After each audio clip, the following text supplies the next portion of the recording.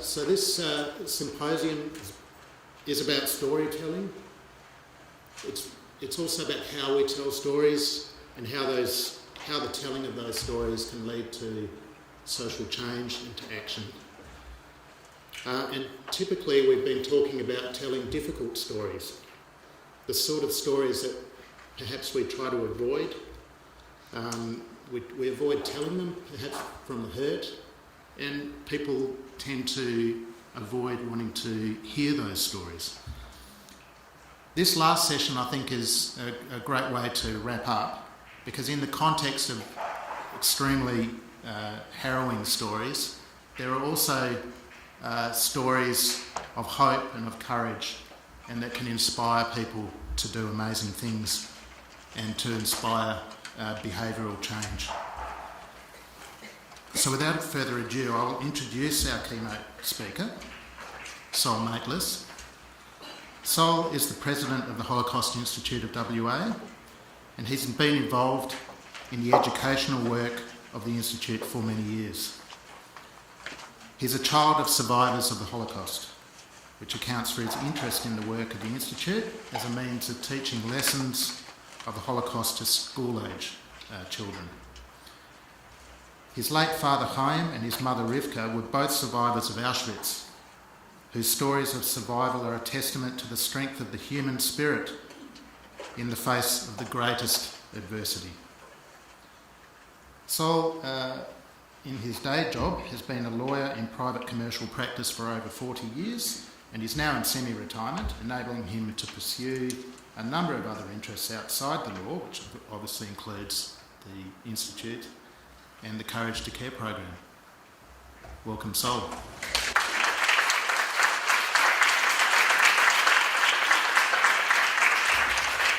Thank you, everyone. Rabia said yesterday that her session was the graveyard session. It's actually remarkable post-lunch how many do or don't come back. But I'm not going to say this is the graveyard session, this is the bookend. And I'm saying it's the bookend because those of the... she's not here. Ruby, I don't think? No. Those of you that heard... she is. Those of you that heard Ruby and her family's story, there was a remarkable question that was asked at the end of the session. And what is it, if I remember Ruby correctly, was what was it when you were 14 that you most missed? And your answer was that you didn't have anybody that would be a champion for you, that you could go to when you were so depressed, when you were bullied. Well, it's a shame that you didn't know about Courage to Care, because that's exactly what you needed at that time. And it's my pleasure today to tell you what Courage to Care is, what it does, that it's alive and well in Western Australia, and that we see it as the hope for the future in tackling many of the ills that we've heard about in the day and a half to date. Racism, discrimination, anti-Semitism, bullying, all of those ugly sides of us, we humans, that we have to do something about. We think it's too late for the older ones like me, although hopefully not, but our hope lies in the future, the students. And I think that also became apparent from your session, that that's the target audience, the years 8 to 12, who are still able to have ideas that perhaps they carry from home environments that are less than perfect, where they learn some of the ugly things that unfortunately we have come to see in our society. They're the hope for the future, that those of us here can persuade those of us younger and the children and our grandchildren that they should think differently about how we live, where we live, and why we should live like we should. So, thank you, David, for the introduction. Thank you to Adam, to the museum, for giving me this opportunity. I'm delighted to be able to tell the Courage to Care story. For reasons that I hope will become apparent by the end of my talk, I think our institute, the Holocaust Institute, actually embodies the very essence of what this symposium is all about. And that is that we tell stories that are often very difficult to tell, but we do so because, and I'm quoting now from the symposium's own literature, it says, to ensure that histories of race and religion can make an impact by reducing discrimination in our society and creating a climate of hope to replace that of fear. How appropriate. So, what am I going to talk about? Looks like a lot, but a lot of it's very short. A little bit of history about us for a start, the Institute. We started in 1990. The Institute was formed then because there was a perception that there was an almost complete lack of knowledge, particularly amongst high school students, about the events of the Holocaust. It was amazing. It was something that had been consigned to the history books. Now, from our premises in Yokine, the Institute now has for almost 30 years provided an audio-visual and static display about the history that led to the rise of Nazism and the subsequent deliberate murder by the Nazi regime and their collaborators of not only 6 million Jews, but what's little known, 5 million Slavs, 3 million ethnic Poles, 200,000 Romani people, 250,000 mentally and physically disabled people, and about 9,000 homosexual men. So we Jews were not alone. Our target audience has been and remains high school age children. The program's designed to supplement the history or social science curriculum, and part of what students who attend the Institute see and hear during what's roughly a 2-hour program is personal testimony. That is, his or her story from a survivor of the Holocaust. Now that's a challenge for us. We're over 75 years since the end of the war. Most of the survivors, certainly in a small town like Perth, compared to say Sydney or Melbourne and other large population centres around the world, we have only a handful of survivors who are still able to talk to a group of students in a coherent way. We've now had to bring in the next generation, that is, children of survivors. So I speak at the Institute and I tell my father's story. And I do so in the first person. I put a photo of my father up on the table and I ask the students to pretend that they're listening to my father. It makes an impact. My mother, God bless her, is still with us and she speaks at the Institute, but there's probably only 3 or 4 left. So the challenge for us in the future is to keep those stories relevant and meaningful, even though they may not be any longer first-hand. We found over the years that we've been hosting students that the feedback we get from them is that the survivor's testimony is what makes the most impact. It really is dramatic, and later on you will see some testimony from a survivor who is still alive, who lives in Melbourne. And again, what validates what we do at the Institute is directly in line with the published aim of this symposium. And again I quote, to make visible and amplify the often invisible stories and lived experiences of migrants and refugees in meaningful ways that create opportunities to increase empathy and diversity, to address prejudice and for truth-telling. Why truth-telling? How many of us now know people that say it never happened? And I'm not just talking about the Holocaust. I'm talking about lots of things, ugly things that happen around the world, and those that want to close their eyes and ears say it never happened. So what is Courage to Care? I'll come back to that. Well, it's a volunteer-based, not-for-profit exhibition and program. It endeavours to empower individuals to stand up against prejudice and discrimination. It's an educational program, and what it does do is it wants to inform and educate Australian children, particularly about the dangers of prejudice and discrimination. And one of the worst examples of that, of course, is what happened during the Holocaust. Now, we can deliver the program in classrooms, in workplaces, because it's a travelling exhibition, as you'll see. But essentially, it's a celebration of the people who choose to stand up, who chose to stand up and confront discrimination and injustice. Ordinary people who were extraordinary in their bravery and their impact. Now, it's a program which uses stories and examples from the past to plant the seeds of awareness, of understanding and of empathy for others. We believe it's a powerful educational outreach initiative that expands beyond the realm of education, just about the Holocaust, because it empowers the participants and encourages them to take positive action in relation to racism, discrimination and bullying in whatever form they encounter it. The Jewish people, along with many other racial and religious minorities, we're not alone, have suffered discrimination and persecution for generations, but we believe that Courage to Care has the capacity to change attitudes in a way that is quite unique. So what's our vision?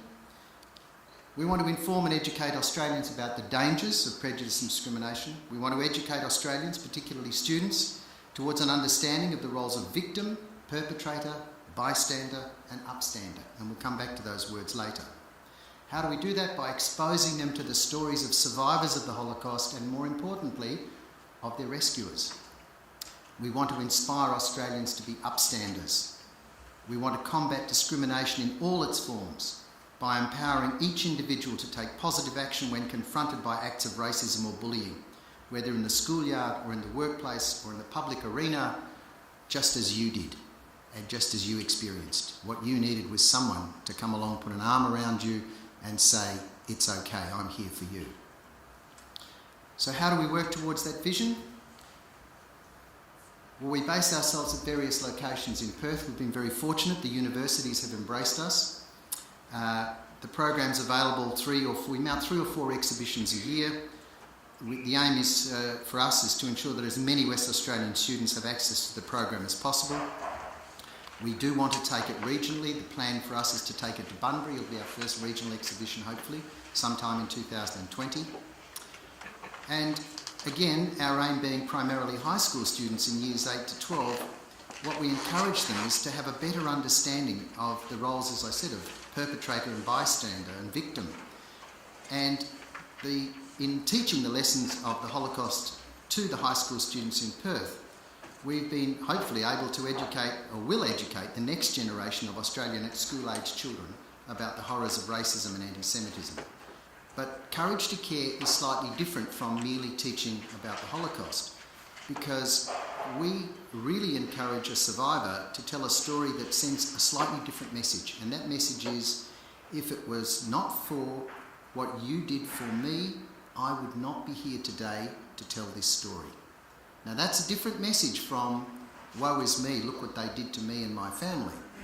The focus is not on me, the focus is on what somebody did for me to save me. What they did as an upstander, what they did that was courageous, because they had the courage to care. Essentially, we can distill what Courage to Care is about by 2 key messages. Ordinary people can perform extraordinary acts, and each person can make a difference. Every one of us here can make a difference. So, where did Courage to Care start? It was developed by and has been a major project of an organisation called B'nai B'rith. That's an international Jewish service organisation which is now in its 175th year. I'm told it's the oldest Jewish service organisation in the world. They developed the program, and it really epitomises the fundamental values of that organisation, which is benevolence, fellowship and harmony. The program's been running successfully in the eastern states, Melbourne and Sydney predominantly, for the last 25 years. Some years ago in 2012, our then president saw the exhibition in the eastern states. We were unaware of it. He was so impressed, he arranged for a demonstration here in Perth. Our committee saw it and said, we need it, we've got to have it. We collectively resolved to do whatever was necessary to bring it to Perth. Because there's no B'nai B'rith chapter in Perth, the Holocaust Institute decided that it would be, if you like, the home for the program in Perth. Why did we want to do that? Well, we saw it as a logical extension of the work of our own institute, because it enables us to deal with all forms of injustice, whether it was expressed as anti-Semitism, which is primarily the focus of the institute itself, but it also enables us to deal with racism, discrimination, intolerance and even bullying. So how did we do it? Well, we started in 2013. It's all very well to want to do it, but to do it we needed to raise around about $200,000. We run an institute that probably has a budget equivalent to about 2 lunches a week, and that sort of money was really beyond the realm of possibility. But we were very fortunate. Leon Levitt and Dr. Leon Levitt and later Adam Levin, who's just left the room, they were working to establish a museum of freedom and tolerance. They recognised the value that Courage to Care might be to what the ethos of the museum was about. And they set about giving us a hand. The fact, by the way, that we're here today probably encourages us, and no doubt many of you, that the museum moves ever closer to becoming a reality, and soon may that happen. Anyway, in the end, with their assistance, the support of Lotterywest and a number of very generous donors, by October 14 we were ready to proceed. While all this was going on, B'nai B'rith Victoria decided they wanted to modernise the presentation, which was a static pull-up, lots of words on storyboards, and they went upmarket. And this resulted in a delay of many months. And rather than bring the old static version to Perth, cabinets and 4 screens, they're actually huge iPads. as you'll see. And on each end is effectively a huge iPad and with some cabinets, display cabinets in between. So there are 5 of those cabinets that we have, cabinets on the left, and the screens, which weigh a tonne, and they have to be transported and set up at each of the venues that we do. So the Victorian launch of this new exhibition took place in February 16. Our cabinets were built at the same time as theirs. They were extremely generous. They didn't charge us anything for the technology or the know-how or copyright or anything. They were incredibly generous. And all we had to do was actually pay for it the same as they did in building it. So we did that, and eventually in mid-2016 we were ready to launch. So how does the exhibition work in progress? So let me share. This is a video of the Victorian experience.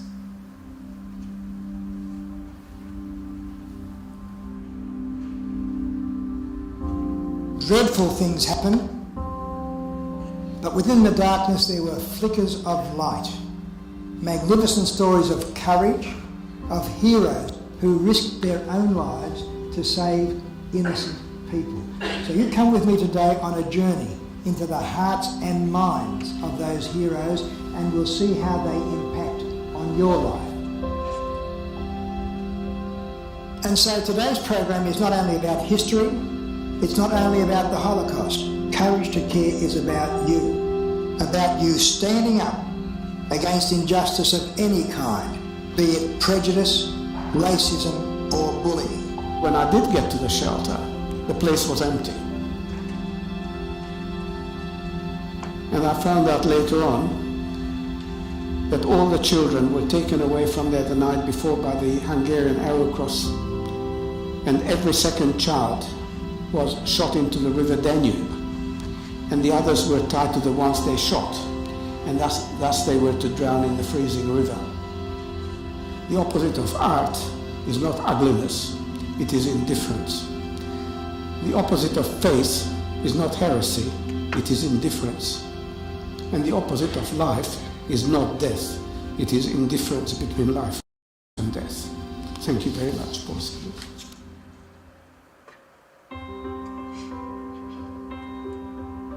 I'm Les Korsman, a member of the Courage to Care Committee. We are volunteers who are passionate about the work we are doing and the results that we achieve. Trained facilitators like Martha Vanderhook inspire students not to be bystanders when they see injustice. Students learn that ordinary people can do extraordinary things. The program has a powerful effect on students and teachers alike. Courage to Care has been to us 4 times now, and each time we've taken hundreds of students. It has a huge impact on them as well as on the staff. And only recently, when some of our Year 10s were here at this exhibition, the feedback we got was incredible. We learnt about the Holocaust and the people who made a difference during the time of the Holocaust and World War II. It's very inspiring, but it's quite, you feel like you have to be really honourable because of what they've been through. It's very inspiring and touching. Yeah, I've seen a few things that I probably could have stepped in on and helped out, and in future I'll probably will now. It's made me evaluate things I could have stepped in on in school, in the public. For many students, Courage to Care can be a catalyst for a life-changing experience. I wrote a book in 2009 called Soap. It was inspired after I went to the Courage to Care exhibition. You can still find my book today on the Courage to Care website. I actually am now doing law degree, and I would like to become a human rights lawyer and work with refugees. Around 100 teachers have attended the International School for Holocaust Studies at Yad Vashem. The idea of this, that you accrue all this wonderful information and knowledge that you can then disseminate to your students and to your staff. We came back with amazing material, but amazing information. The exhibition itself is one of the best teaching museums of the world. Our Holocaust survivors have been filmed, and their testimony will always be available to enthrall and educate young people. The exhibition includes interactive screens that are irresistible to the youth of today. Heroes of the Holocaust come to life with their stories and empower young people to stand up to today's injustices. Showcases contain interesting historical artefacts, with a showcase depicting heroes of other genocides of the 20th century. Courage to Care can impact the whole community with wide media coverage across newspapers, television, radio and much more. In its travels around Victoria, Courage to Care locates and honours local heroes of today. Courage to Care has been acknowledged as best practice by the Victorian Government and was awarded the 2013 Multiculturalism Award for Excellence. If you wish to become a donor or volunteer, or if you are a secondary school teacher and would like Courage to Care to visit your school, Call me. Or your Elle, she's still here. That gives you the flavour of what Courage to Care is in Victoria. And we've only had it here barely 2 years, and I'll tell you a little bit about the journey so far in a minute, but it is a truly, truly powerful thing that the students see and experience. Now, you saw in the video a live survivor speaking. This was the challenge that I mentioned earlier that we run into. But you also heard Les say that they've actually filmed the survivors. Well, I think there are 8 of them that we have. I think that's right. Yes, 8. So after they are shown an initial video, they then spend some time at the cabinets, pushing the iPad buttons. There are lots and lots of menus telling you about wonderful things that people have done, countries that helped, people that helped. They then come back and they are then shown, and I'll come back to that. You'll see one of the things says local heroes, which was also mentioned in the video. We now have identified some young local heroes here in Perth who are actually part of that. If you tap on that, you'll see a list of them that have done some incredibly wonderful things in our own Perth community here, and we use those as role models. But what I want to share with you now is what I think is the most powerful part of the presentation. I'm Peter Gaspar. I was born in 1937 in Bratislava, which is the capital of Slovakia, on the Danube, very close to Vienna. We were a very middle-class family. My father had a job in the insurance company. My mother, as usual, looked after the home in those days. In 1942, 40 of my relatives, uncles, aunts, all grandparents, suddenly disappeared. I was 5 years old, and that's how I saw it. They just disappeared. I didn't know why.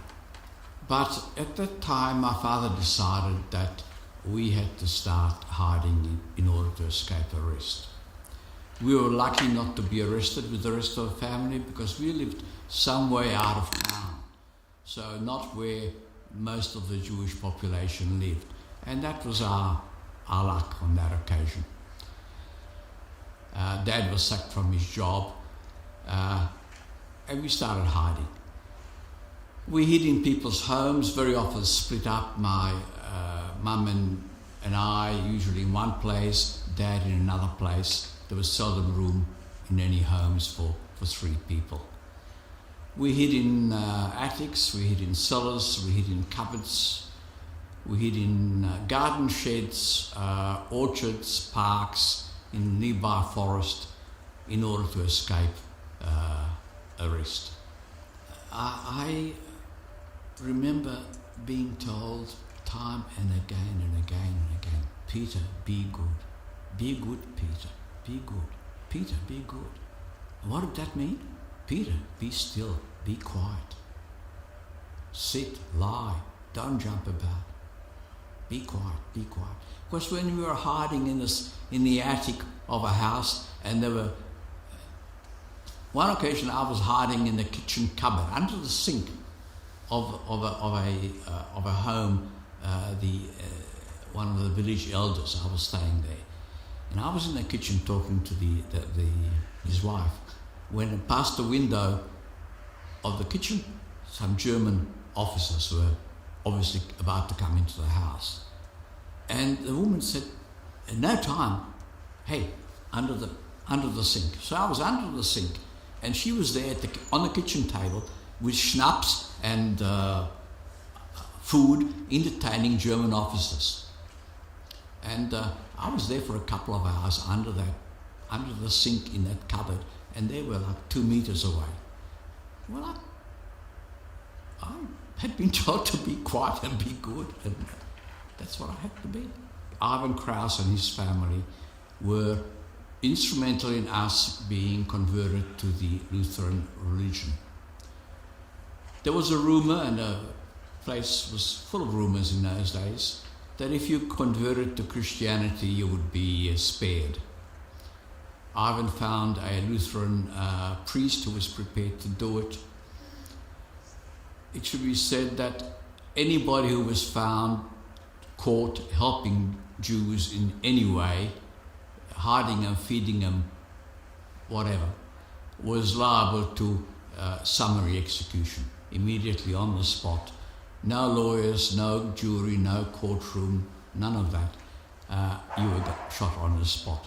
And more so, your family who lived in the same house, they must have been aware of what you were doing, so they were also guilty and they would be shot.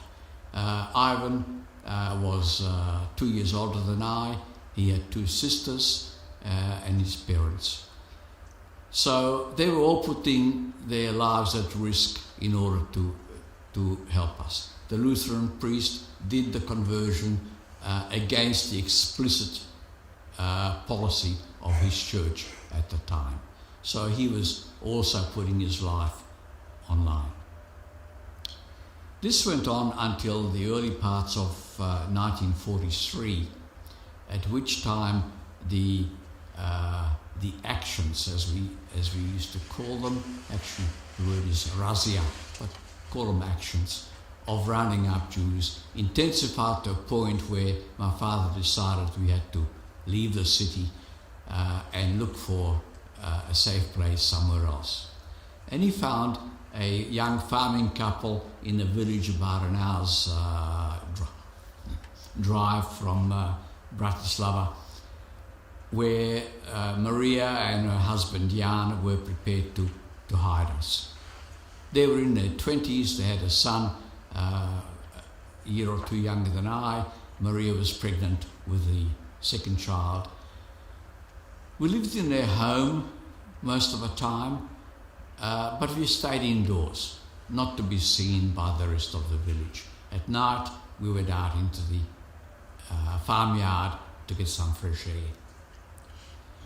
However, as time went by, the Nazis' network spread, came to Chatay, the village, and we had to really start hiding. We hid in haystacks, barns, amongst the cattle, horses, in the chook house, the hen house. I spent a night in the pigsty, huddled against the pigs, anywhere where people the Nazis would not be looking for us. This went on till December 1944, when we found ourselves in a hole in the ground, dug out of the ground in the fields behind a farmhouse. Best to describe that hole it was like a grave. Bare earthen walls, it was about the length of a grave, it was the shape of a grave, 3 of us down there. It was December, middle of winter in Europe. Snow, there was some thatching on over the top of the hole, the grave. Snow piled up on top of that, it melted, it ran down the side of the walls and it gathered on the floor. So we either had to stand in icy water or we could sit on a plank which was in there between 2 stones. It was just one plank. We could sit on it, we could lie on it, but only either one at a time or in layers. I, as a child, got on top, lived on top, slept on top. I became very sick in that hole, and my parents decided that I would not survive. So one day we crawled out, we walked to the nearest village and gave ourselves up to the police. We had nowhere to go, nowhere to run, nowhere to hide. It was the end of the road for us. We were processed, the paperwork was done, we were put into a car, we were taken over to the nearest collection camp, Serid, and there my mother and I were separated from my father. We could see him across the barbed wire which divided the men's camp from the women and children. After a few days, Mum and I were put onto a transport wagons. We refer to them as cattle cars.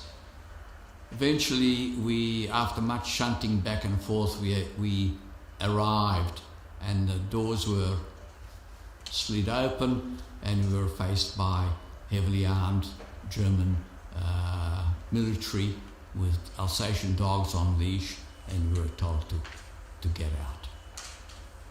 We had arrived at Terezin. It was a holding operation. From there, transports regularly left for Auschwitz and other extermination camps. There were no gas chambers in Terezin.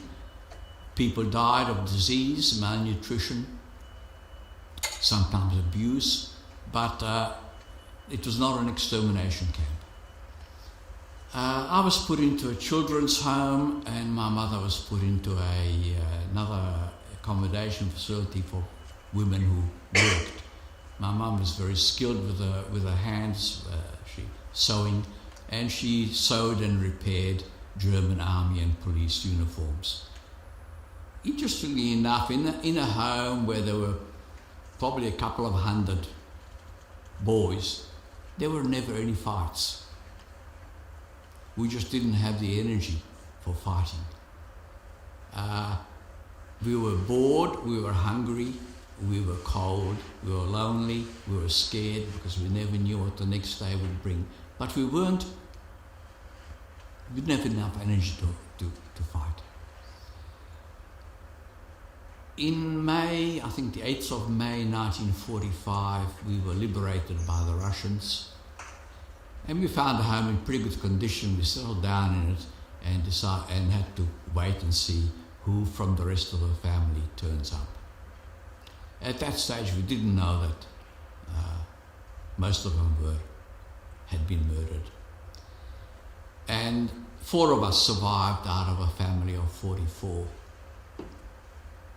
There's a story of the people who rescued us. Ivan's family in Bratislava and Maria and Jan in Čatež. They became a part of our family history. We were very close emotionally. We were miles and thousands of kilometers apart, but we were very, very close. My parents wrote to them regularly. My parents regularly sent money or parcels of goodies to these people, particularly to Čatež, where they were doing it hard. So in 2006, I decided it was time for my children and my one grandchild at the time to meet these people and who were responsible for me surviving. Clearly, my kids would not be here if I had not survived. So I took my wife, my son and my daughter and my one grandchild to Bratislava and to Čatež to meet these people. And it was a very, very emotional meeting. First with Ivan. Ivan's parents had died in the meantime, but I met his 2 sisters. And of course their huge extended family.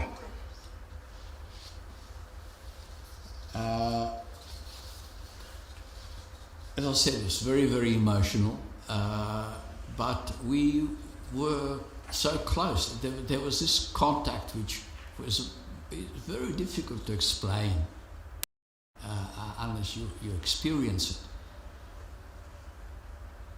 And I asked Ivan in front of my children, why? Why did your parents risk this? Why did your parents risk your life and your sisters' lives and all future generation of the Kraus, of the large Kraus family? And Ivan said to me, you know, this is something we discussed around the table, family dinner table for very often over the years that we've been apart. And my parents' view was they had no option. It was the only thing to do. If they were to live with their conscience, this was the only thing that they could do. And furthermore, they imagined that if they had been in your family's position, they would expect and hope that somebody else would do the same thing for them. So, did they have a choice? If you want people to take care of you, you got to do the same. And he said to me something which I've repeated 100 times since then, but it chokes me up every time. His parents were grateful to my parents and me for giving them the chance to prove to themselves that they were the sort of people they thought they were. Now, like I said, I can't repeat that without choking up. Because this is what Courage to Care is all about.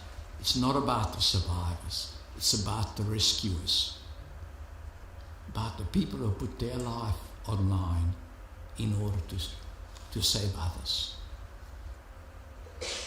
Everybody can make a difference in another person's life if they resolve to do it. If they stand up against wrong, be an upstander, not a bystander, not a spectator.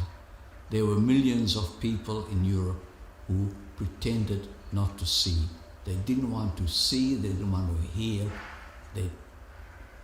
It suited them, suited their safety, their comfort to ignore it. There were hundreds of people who stood up and did what they could to save people. That is the way one should behave. What a story.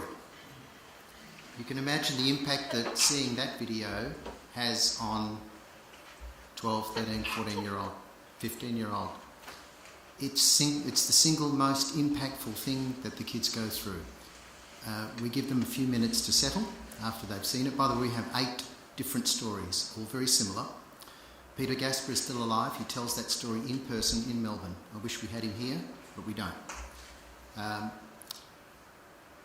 After they see the video, they then come back together. They're given, as I said, a few minutes to gather their thoughts. They're then divided into 3 or 4 groups, each with a volunteer and facilitator, and they then go through, and you saw a little bit of it earlier in the video, where they go through a facilitation session. And it's not a lecture. They are literally asked, if you saw something after having seen the video, what would you do? What could you do? It's a very much open-ended session, and it's really a session that's invaluable, that creates a platform for dialogue, for sharing personal experience and really motivating the transformation of this bystander culture that Peter so eloquently explained in his video. At the end of the session, they all get this booklet as a takeaway, and there are copies there for you to take. I'd love you to take them and have a look at them. And they also then have an exit questionnaire, both the students and the teachers. And it's remarkable, the feedback. Well, perhaps it's not remarkable. I suppose we hope that we get this sort of feedback.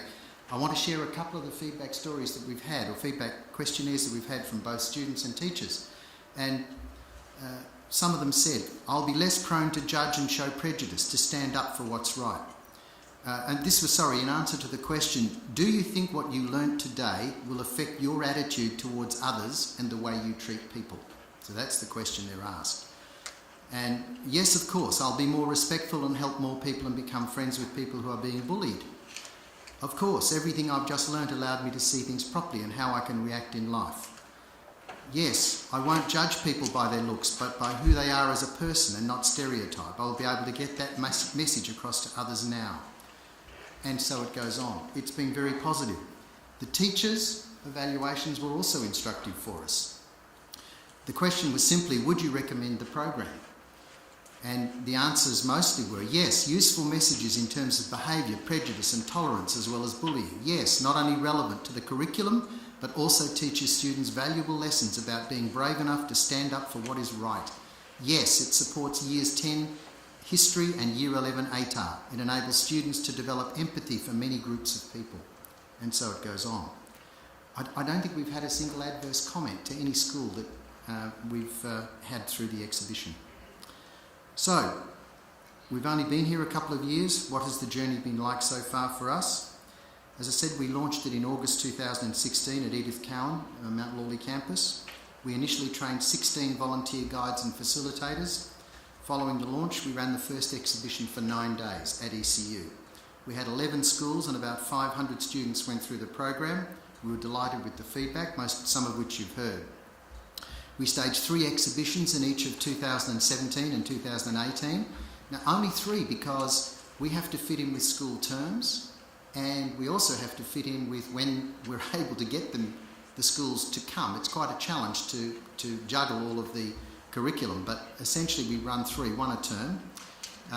And we've run it at Edith Cowan Mount Lawley campus, at the Joondalup campus and the University of Notre Dame, which has been incredibly supportive. In 2018 we had a breakthrough. We actually took it into a school. We took it to St Mary's in Anglican School for Girls in Karana, and the whole of their Year 9 and Year 10 students, over 300, went through the exhibition.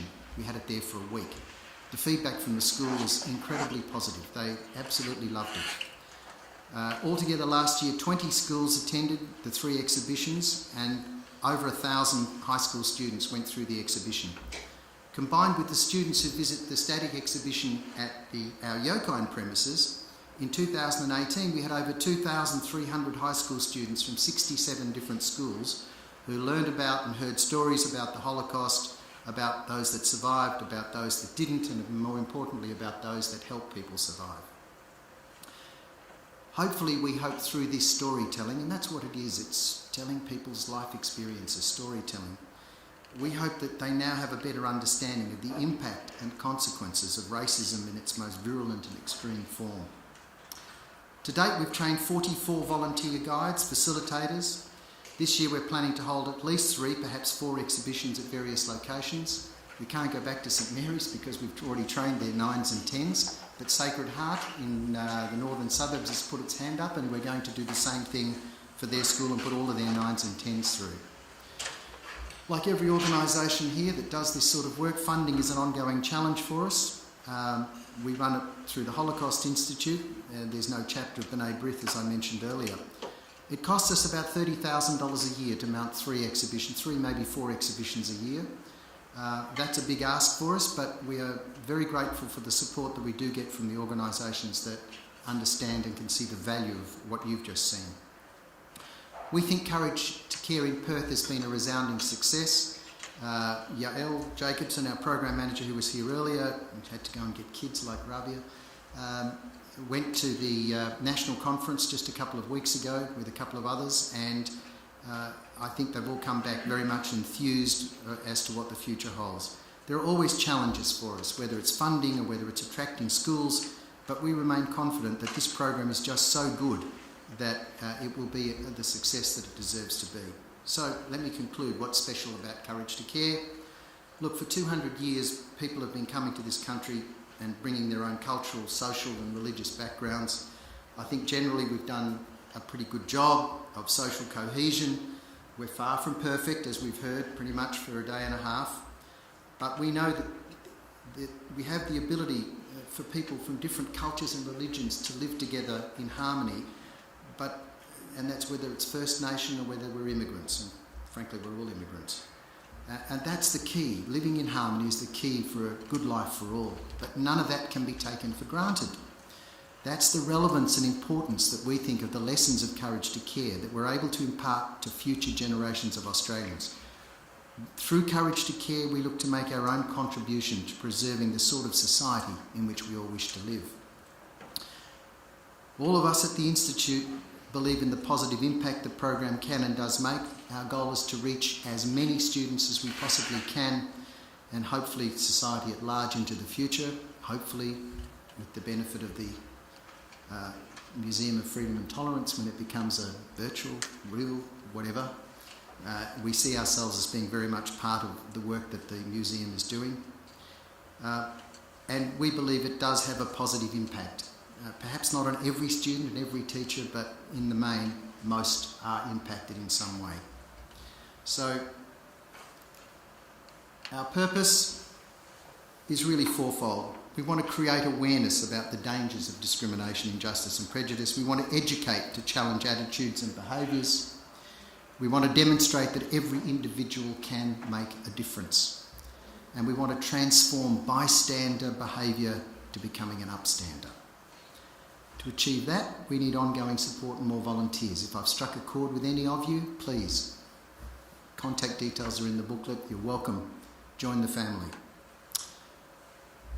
And contact details are there, but as I said, they're in the booklet. So thank you for listening so patiently. It's the last session. I think we've all got a lot of takeaways from the 2 days. Let me finish with the words that are attributed to the 18th century philosopher Edmund Burke, and who's liberally quoted in the brochure.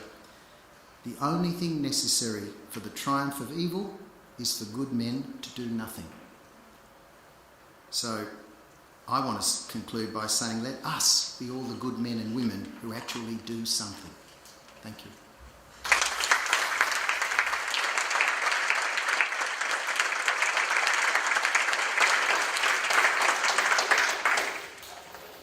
Thank you, Sol. Hopefully everybody can stay around for another, say, 10 minutes so we can have a good conversation.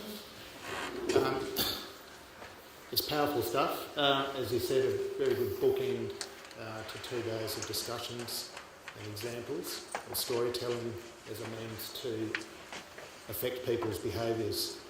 And to me, Peter's commentary about the challenge, or the big question, are we the type of person we think we are? And unfortunately, most of us will come across situations where we need to ask ourselves that question, and are we brave enough to do something, to intervene?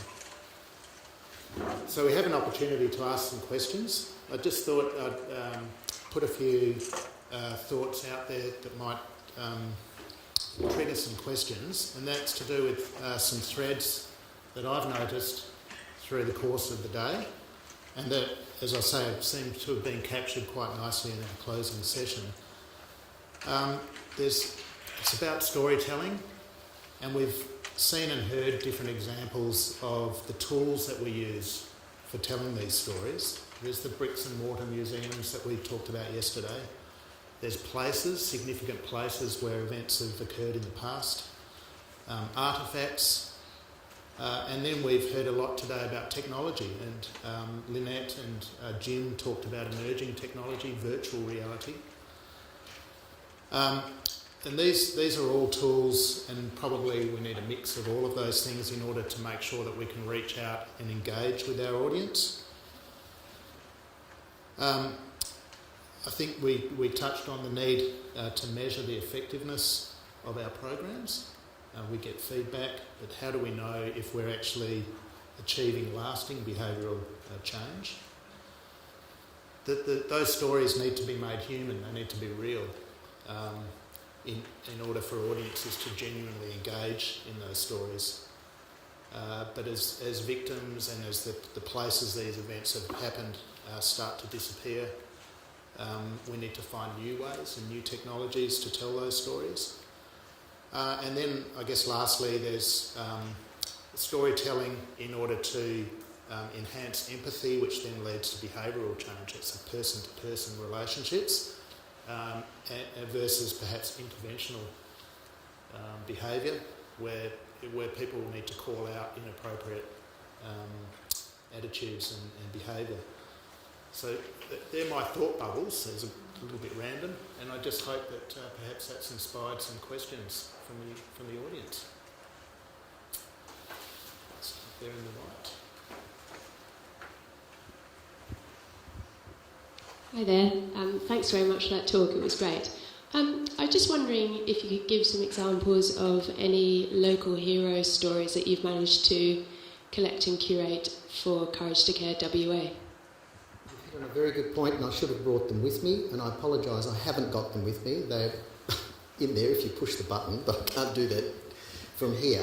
I'm happy to send them to you. I know there are 3 or 4 of kids that have done something remarkable. I can't even give you names, I apologise, I don't actually run the program, and they're all very recent. But if you're interested enough, and if you want to contact me, contact details are here. I can send you details of who the local kids are that we're highlighting as part of the local heroes. I actually should have had it with me, you're quite right, it's an omission.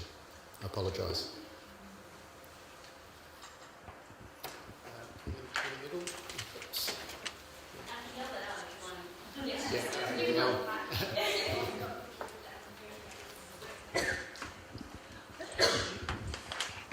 It may not go with the thought bubbles, but I just wanted to hear from your own perspective. What was it like for you coming to terms and like hearing your family's history, or the fact that your family's history is the Holocaust? What was that like for you, realising their story? That's an interesting question. It was easy for me because for 30 years we didn't talk about it. It was something that came out earlier in one of the earlier sessions about how you don't talk about these horrible... I think it was in your session, was it not? Yes. Parents tend not to talk about these things because they don't want to make their children feel bad about things. So for 30 years in my home we didn't talk about it. We didn't see war movies. My parents couldn't handle that. They're both survivors. But they went to the 40th anniversary of the liberation of Auschwitz in Israel, which is 1985. And they met there survivors from all over the world who were actually talking about it. And all of a sudden it was as if this pall had lifted from them. Wow, it was okay to talk about it. And when they came back, that's all they wanted to do, was talk about it. So much so, my father wrote his autobiography. He hand-wrote it. It was incredible. We privately published it for the family, so it's a record of what happened. And even my mother, who really couldn't talk about it at all, and even today struggles, she was even able to talk about it. And now, as I've said, I've encouraged her, and she actually speaks at the Institute to the students. So for me, it was easy. And it was only then that I said to them, why didn't you tell us? And they said, oh, well, we didn't want to burden you. We went through the... Anyway, so that's my short answer. It wasn't a stress. That's good. That's interesting, so thank you. You obviously knew Yes. something about the history of your... Well, my father had a tattoo. Can I share with you one story about my father? It's a remarkable story. My father was blonde, blue-eyed, and spoke German, fluent German. He came from a part of Poland that was Germany one year, Poland the next. Anyway, he was trilingual. And he managed to escape because he was blonde, blue-eyed, and spoke German until he was actually captured at a railway station on the border between Poland, wanting to catch a train into Czechoslovakia to find a smuggler. And a Gestapo patrol stopped him on the train station platform, and he had false papers, and they questioned him. Why? What is a blonde, blue-eyed, 19-year-old speaking German not in uniform? So they thought he was a deserter. What did they do to deserters? They shot them on the spot. So my father's job was to convince them that he wasn't a deserter, but that he was a Jew. And second prize was that he convinced them. They put him into a staff car and drove him 40 kilometres to Auschwitz and checked him in. And the prize for that was that you got a tattoo. If you arrived on a transport, you got no tattoo. You went straight to the gas chambers or you went to a work party. But he got checked into Auschwitz itself, not Birkenau, got the tattoo, and ended up, it was one of the reasons why I suppose he survived. So that's a remarkable story.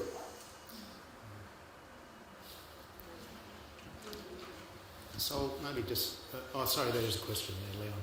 Just going to ask about technology, because your exhibit is boxes and expensive big iPads, and I don't know, in a couple of years' time, we won't have iPads or something else. That's a challenge. That's a challenge for us, very much a challenge. Look, it costs us, as I said, about $30,000 a year, most of it in transport and set-up costs when we move it to a university, and then have to demount it, transport it and have it stored. That's where the predominant cost of all of this is. We're also finding now, and it's only happened this year, the curriculums have changed. And we're finding most schools are saying, look, we used to have 4 hours a week or whatever it is devoted to either history or social studies. They don't call it that, they call it something else now. What do they call it? HASS, that's it, HASS. And accordingly, they're saying, we don't have time to put our kids on a bus and take them to you. Can you bring it to us? Well, we can't transport the boxes and the screens to a school. So we're right now in the middle of having to rethink how we use technology. Now, it may very well be that we have to create some sort of app that can be downloaded from the cloud. So the kids who've all got iPads at school, simply we go into the school with perhaps 5 volunteers. They download the app and they do everything on the iPad. We can still do the facilitation sessions because that's volunteer-based. We can still do everything else. But yes, the technology is forcing us to rethink how we present the program. Any time for one more question? Oh, sorry, right in the very back on the right.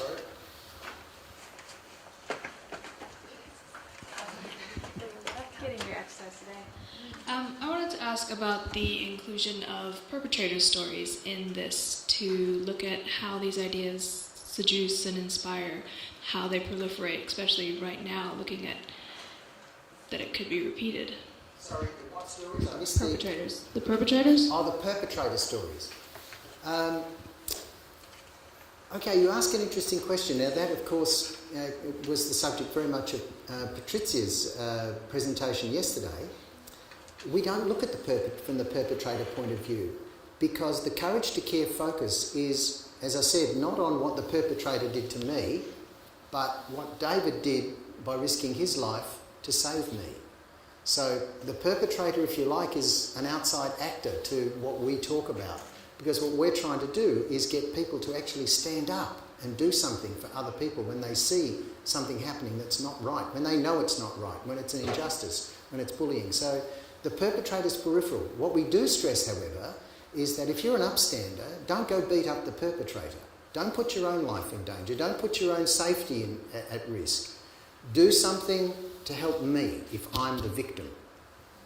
Now, that may well be call someone, do something, it doesn't matter what it is, but definitely not perpetrator focused. I don't know if that answers your question, but we're so focused on rather what you can do rather than focusing on what we can do to change a perpetrator's attitude to start with. Now, it could very well be, the corollary of that, of course, is that perpetrators may very well become upstanders if we can convince them that what they're doing isn't right. Now, that may be a benefit, if you like, that might come from all of this. Yeah, just to follow up on that is the idea of if you're looking at that spark, that genesis, where the neutral individual becomes either a perpetrator or an upstander, could you include some stories in that area and saying these ideas are very attractive and very seductive, but you need to look out for these sort of warning signs of what they're like, because it's something you've seen in, even in the Catholic Church with the cover-up of child sexual abuse and all of the cults of the 70s. These ideas are hugely attractive. They're very seductive ideas that inspire people and they get them to take action. So if you could sort of have something that says just because this idea is beautiful and inspiring, maybe also look at what the outcome will be. I think you just got yourself onto our education subcommittee. That's a terrific idea, thank you. I will take that back to our education subcommittee, and that's a very, very good idea. That yes, the program might very well incorporate some of those ideas. Interesting concept about that fork in the road and choices. Absolutely. You can be an upstander, you can be a perpetrator. Very easy.